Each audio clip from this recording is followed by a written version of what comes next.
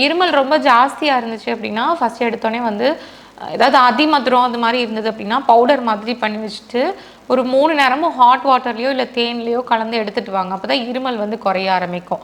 அப்படி இல்லாட்டி துளசி இருக்குது பார்த்தீங்களா, துளசியை வந்து நல்லா இடித்து சாறு மாதிரி கூட எடுத்துருங்க.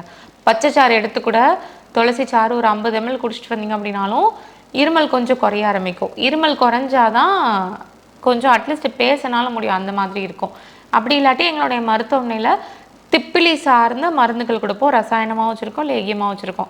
அந்த மாதிரி ஃபார்மேட் அந்த மெடிசன்ஸ் எடுத்து கொஞ்சம் ஹாட் வாட்டர் கலந்து குடிச்சிட்டு வந்தீங்க அப்படின்னாலே இருமல் சடனாக ஸ்டாப் ஆக ஆரம்பிச்சிடும். வித்தின் 5 to 10 minutes உங்களுக்கு இருமல் கம்ப்ளீட்டாக ஸ்டாப் ஆயிரும். எந்த ஒரு ஆன்டிபயோட்டிக் போட்டிங்கனாலும் இவ்வளோ தூரத்துக்கு உங்களுக்கு எஃபெக்ட் இருக்காது. எங்களுடைய மருந்துகள் எடுத்த உடனே உங்களுக்கு இருமல் கம்ப்ளீட்டாக ஸ்டாப் ஆக ஆரம்பிச்சிடும். இருமல் ஸ்டாப் ஆகிடுச்சுனாவே நல்லா ஃப்ரீயாக பேச ஆரம்பிச்சிருவீங்க, சளியும் நல்லா குறைய ஆரம்பிச்சிடும். அதே மாதிரி வீசிங் ப்ராப்ளம் இருக்குது அப்படின்னா சித்தரத்தை, அப்புறம் வந்து கடுக்காத்தோல் எல்லாமே ஈக்குவல் குவான்டிட்டி எடுத்துக்கணும். 50 கிராம்ஸ் அளவு எடுத்துக்கோங்க. சுக்கு, மிளகு, திப்பிலி, அதுக்கப்புறமா வந்து பட்டை எல்லாமே 50 கிராம்ஸ் அளவு எடுத்துக்கோங்க. எல்லாத்தையும் எடுத்து நல்லா பவுடர் மாதிரி பண்ணிடுங்க. பண்ணிவிட்டு ஒரு 1/2 ஸ்பூன் இல்லாட்டி 1 ஸ்பூன் அளவு ஹாட் வாட்டர்லேயோ தேன்லேயோ குழச்சி ரெகுலராக சாப்பிட்டதுக்கப்புறமா ஒரு வேளை நைட்டுக்கோ பகலுக்கும், பகலில் வந்து மதியம் எடுத்துக்கலாம், அப்படி இல்லாட்டி காலையில் எடுத்துக்கலாம்.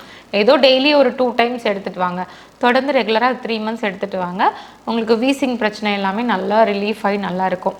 பட் வீசிங் வந்து நிறைய பேர்த்துக்கு என்னென்னா, நான் சொல்கிற மருந்துகள் எடுக்கிறப்போ நல்லா இருக்கும், வீசிங் இல்லாமல் நல்லா ப்ராப்பராக நல்லா ரெக்கவர் ஆகி நல்லா சளி இல்லாமல் நல்லா இருப்பாங்க.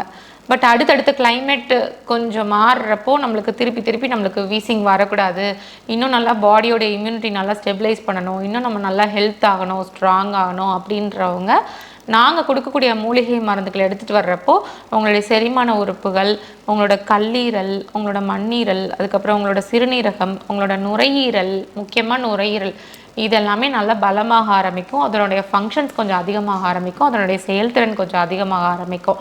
அந்த மாதிரி ட்ரீட்மெண்ட் கொஞ்சம் எடுத்துகிட்டு வர்றப்போ பாடியில் டாக்ஸின்ஸும் ஸ்டே ஆகக்கூடாது. சளியாக இருந்தாலும் அது ஒரு டாக்ஸின்ஸ் தான், அது ஒரு கழிவு தான், அதெல்லாம் வெளியேறிட்டே இருக்கணும். அது உள்ளுக்குள்ளே தேங்கக்கூடாது, மந்தம் பிடிக்கக்கூடாது. முக்கியமாக செரிமான உறுப்புகள் நல்லா ஃபங்க்ஷன் ஆகணும். மந்தம் பிடிச்சாலே திருப்பி நம்மளுக்கு சளி வந்து உடம்புக்குள்ளே வந்து தேங்க ஆரம்பிச்சிடும். ஸோ அதனால் நம்மளுக்கு நல்ல செரிமான உறுப்புகளை நல்லா பலப்படுத்துகிறப்போ டைஜஷன் ஃப்ரீயாக நம்மளுக்கு ஆக ஆரம்பிச்சிடும். அப்போ மந்தம் பிடிக்காது. இது மாதிரிலாம் நம்ம ரெக்கவர் பண்ணி கொண்டு வரப்போ வீசிங் பிரச்சனையிலேருந்து முழுமையாக நம்ம விடுபடலாம்.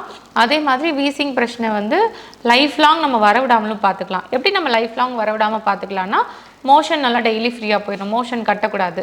ப்ரீத்திங் வந்து நம்மளுக்கு வயிறு லோடு ஏற்றும் போது தான் ப்ரீத்திங் நம்மளுக்கு டஃப்பாக இருக்கும். இப்போ வயிறு லோடு ஏற்றாமல் ரொம்ப ஃபுல் கட்டு சாப்பிடாமல் மிதமாக நார்மலாக சாப்பிட்டுக்கலாம். ஈஸியாக டைஜஷன் ஆகக்கூடிய உணவுப் பொருட்களை நம்ம சாப்பிட்டுட்டு வரலாம். அப்புறம் எந்நேரமும் நல்லா ஹாட் வாட்டர் குடிக்கலாம், நல்லா மூச்சு பயிற்சி நல்லா பண்ணலாம், நல்லா வாக்கிங் போகலாம், நல்லா ஆக்சிஜன் ரிச் ஏரில் நல்லா எக்ஸ்போஸ் ஆகலாம்.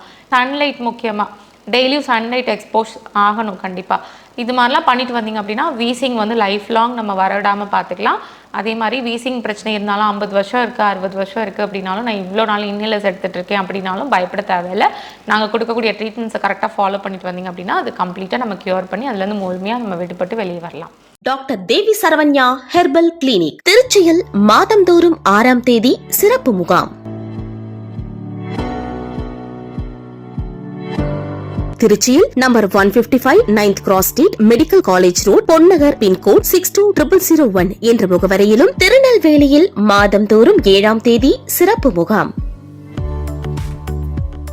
திருநெல்வேலியில் number 9 A2 Tilak Nagar, Madurai road near old bus stand 627001 என்ற முகவரியிலும், மதுரையில் மாதந்தோறும் 8ஆம் தேதி சிறப்பு முகாம். மதுரையில் number 16 press colony 3rd street opposite to Mattuthavani bus stand 625020 என்ற முகவரியிலும், கோயம்புத்தூரில் மாதந்தோறும் 9ஆம் தேதி சிறப்பு முகாம். கோயம்புத்தூரில் number 598 Mettupalayam road RS Puram opposite to Vadakovai bus stand 641002 என்ற முகவரியிலும், சேலத்தில் மாதந்தோறும் 10ஆம் தேதி சிறப்பு முகாம்.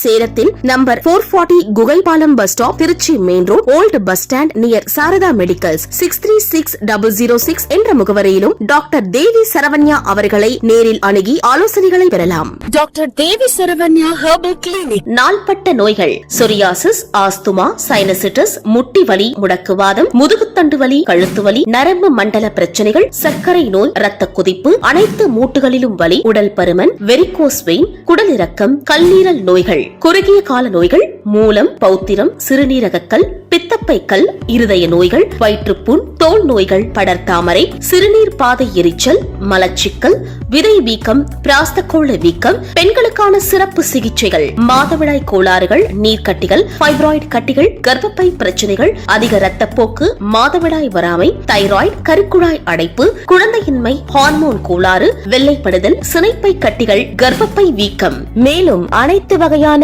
நாள்பட்ட நோய்களுக்கும் அறுவை சிகிச்சை இல்லாமல், எந்தவித பக்க விளைவுகள் இல்லாமல், வாழ்நாள் முழுவதும் திரும்ப வராமல் இருக்க இயற்கை முறையில் ஹெர்பல் மருந்துகள் மூலம் எங்களின் டாக்டர் தேவி சரவண்யா மருத்துவமனையில் சிறப்பு சிகிச்சை அளிக்கப்படும். Doctor Devi Saravanya herbal clinic. Address number 6 Veeru tower, Jawaharlal Nehru சாலை, ஈக்காட்டுத்தாங்கல், கிண்டி, சென்னை 32. கால் 7305744144 7845045769.